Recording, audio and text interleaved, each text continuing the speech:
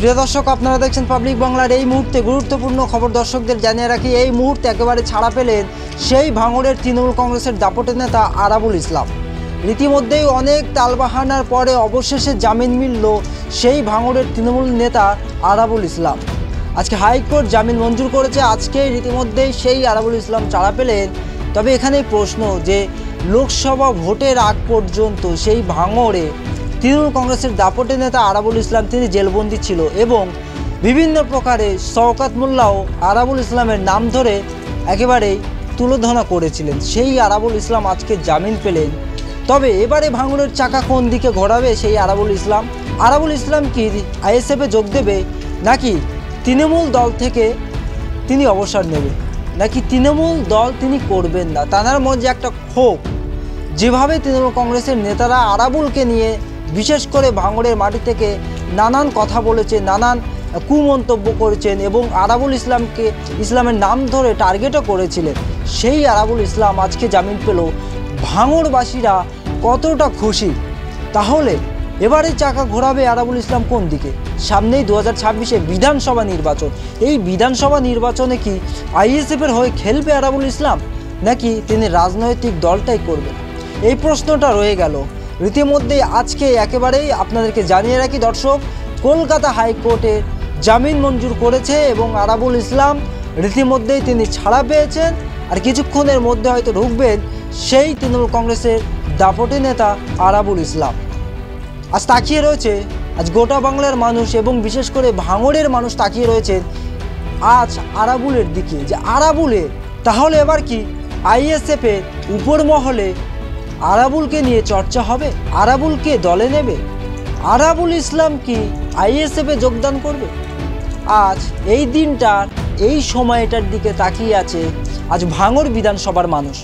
রীতিমধ্যেই Kolkata high court থেকে আরাবুল ইসলাম জামিন পেলেন এবং কি বলছেন আরাবুল ইসলাম সরাসরি শোনাবো এবং ভাঙড়বাসীরা কি বলছেন আপনাদেরকে সরাসরি শোনাবো। এই টোটাল মিলিয়ে যেভাবে আমরা দেখেছি যে লোকসভা ভোট হয়েছে, সেই লোকসভা ভোটকে কেন্দ্র করে একাধিক এলাকা উত্তপ্ত হয়েছিল, কিন্তু আরাবুল ইসলাম অংশগ্রহণ করতে পারেনি সেই লোকসভা নির্বাচনে।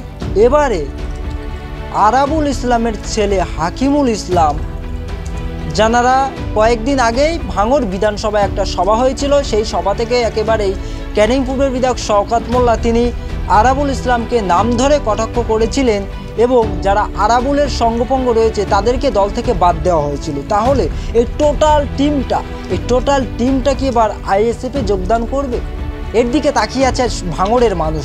টোটাল পুরো ঘটনাটা নিয়ে এবার তাহলে কি এবারে তৃণমূলকে দমাবে সেই ভাঙড়ের তৃণমূল কংগ্রেসের দাপটে নেতা আরাবুল ইসলাম? কি বলছেন আরাবুল ইসলাম শোনাবো বিস্তারিত।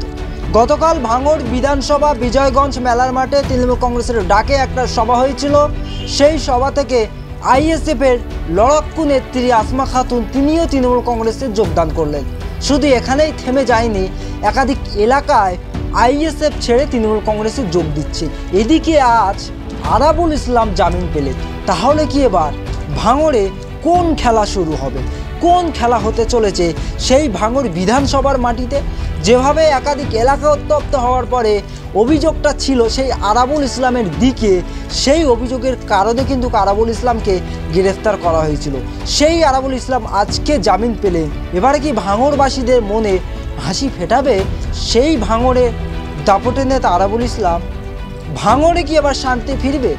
ভাঙড়ে কি এবার অশান্তি থেকে শান্তির বার্তা দেবেন আরাবুল ইসলাম? আজ তাকিয়ে রয়েছে ভাঙড় বিধানসভার মানুষ।